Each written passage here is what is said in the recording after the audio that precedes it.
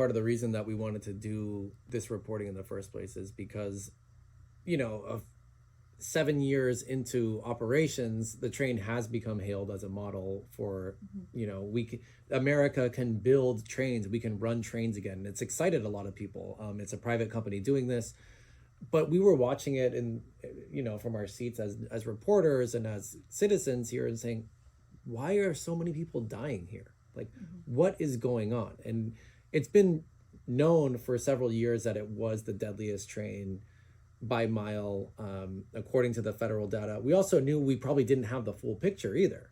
So we wanted to understand, okay, if this is the model, why are so many people dying? Like, it's like, that can't, it shouldn't be the model in that sense. Right, and apart from the 182 deaths, you also found that 99 people have been injured, and there are 101 cases where vehicles have been hit with no injuries.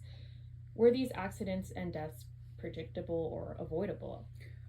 Absolutely. And I think that was an important piece of our investigation, was that this is a corridor, as you mentioned, that the freight trains run along it. So there's a long history here where trespassing, as they call it, which is people walking across the tracks in between crossings, was epidemic. I mean, a lot of people have been killed by freight trains along this corridor.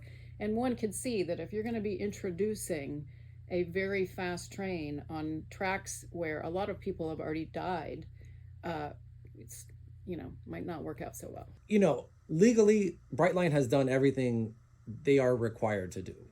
A big question that we kind of start to approach is, what more could they do?